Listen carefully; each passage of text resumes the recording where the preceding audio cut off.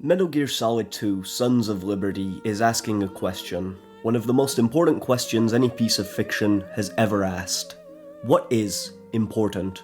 Maybe it's family, maybe it's your career, maybe it's Metal Gear Solid, but to some, everything is major. Even something as small as a Facebook post could be considered super important to an individual, depending on who they are. If you're familiar with MGS2, you can probably see where I'm going with this.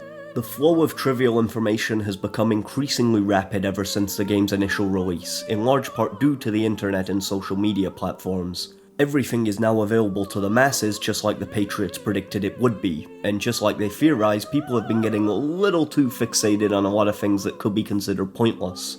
Everything is now important. And Metal Gear Solid 2 asks why. MGS2 is about a lot of things, and it's not always subtle with its narrative. No! That is not Solid Snake!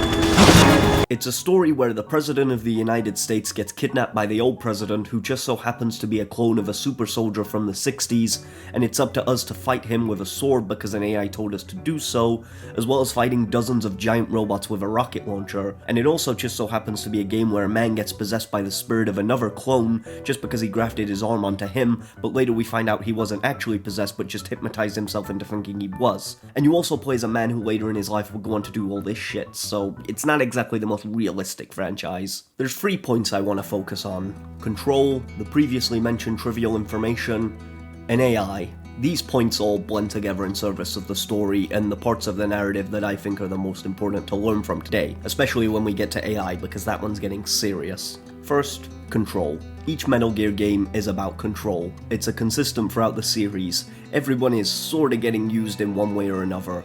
The games are spy espionage thrillers, so it makes sense. What stops this theme from getting stale is how each character reacts to it after they learn about how they were controlled. Solid Snake fights for freedom of choice. Big Boss is similar, though his methods could be seen as controversial.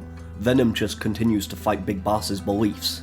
Then we have Raiden, whose journey is strange, because whilst he is his own character, at the same time, it's also our journey.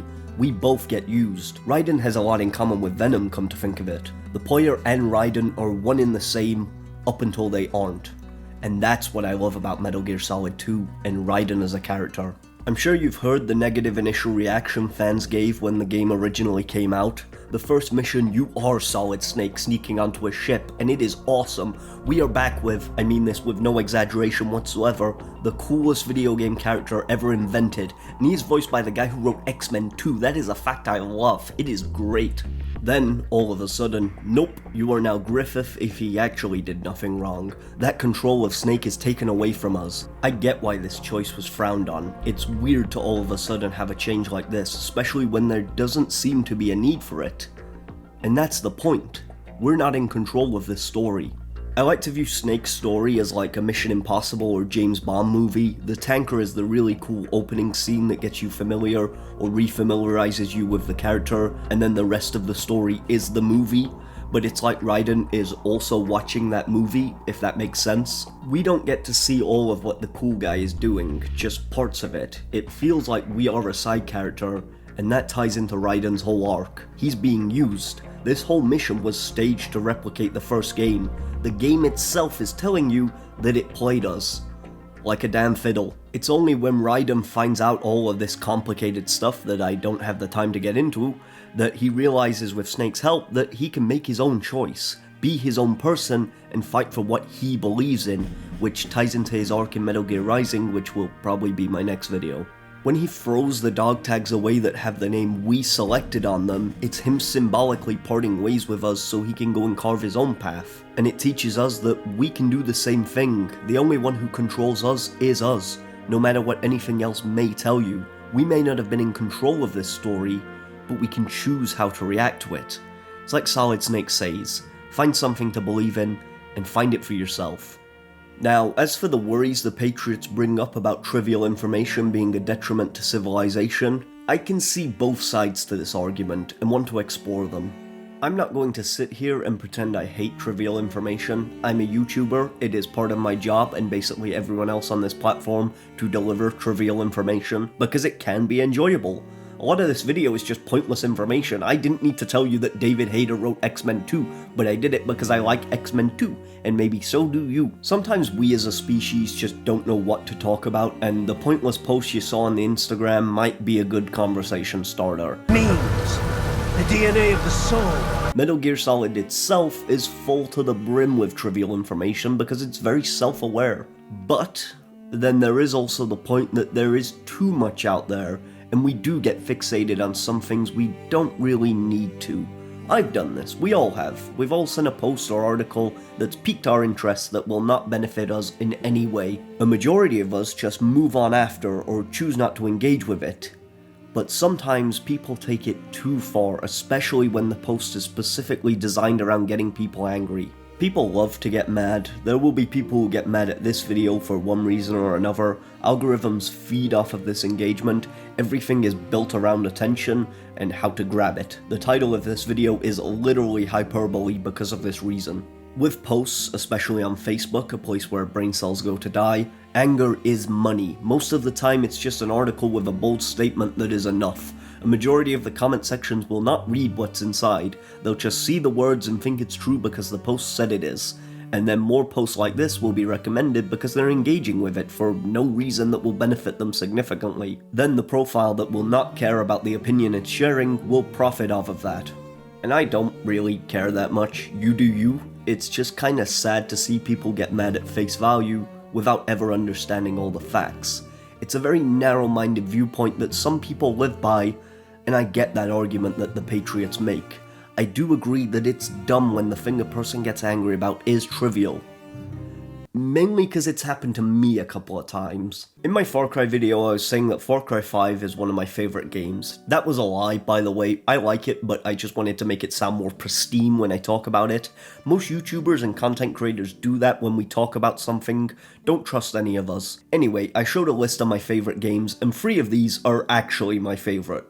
But you may notice one stands out just a little. Now I put WWE 2K15 in as a sorta harmless joke, a little prank, cause I thought, it's funny, you know, no one will believe that. But people did, and there was a little overreaction by some viewers. And that's fine, not getting the joke. It wasn't clear that I was joking, I delivered the line very monotone, and I didn't expect anyone to really get it. But the thing is, some people got really fixated and angry that this was in my top 5 favorite games. And I mean really angry with me. It was super trivial and had nothing to do with what the video was actually about. So if you watched that video and are here now, I want you to know that it was just a joke and a little lie.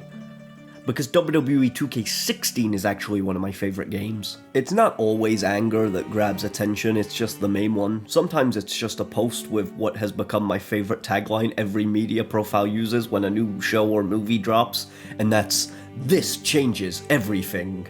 No, it doesn't. I think what MGS2 is trying to say, and Hideo Kojima's stand in Solid Snake does say, is that it's okay that all this stuff is out there, but in some cases we do need to focus our attention more onto what is actually important to us, and not what some random YouTuber's favorite games are based on nothing. Don't obsess over the words, find the meaning behind them, then decide. AI is kinda crazy, right? Ladies and gentlemen, Ultron is coming and he's sharing AI minion posts. My worry for the future is genuinely with AI. Now I do like AI, I will be honest, I use it to help with research, find better words to use, or just as a helpful tool. But unfortunately, for everyone with an internet connection, AI is going to be used not always in the best way. It is getting harder and harder to tell what is legit. Like Raiden, we have no clue sometimes what's real or not.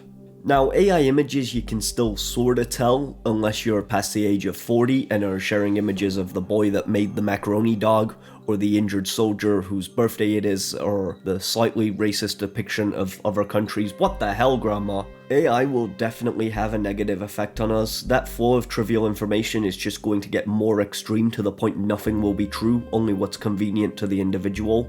So yeah, that's kinda worrying. Not to mention how it's going to be stealing from artists and actual people who put a lot of hard work into stuff. The passion of artists will be drowned out by the passion of business. It's scary how much MGS2 predicted about the future, and I hope you can learn something from this video about choice and finding out what's actually important to you. Which leads to my twist. This entire video has been carefully crafted by an AI, from every word said to every shot used down to even the smallest of minute details you wouldn't even think about. It's all been AI. Or maybe it hasn't. Soon enough, you genuinely, and I mean genuinely, won't be able to tell what is or isn't. And my question is, how much will you care? Raiden, turn the game console off right now.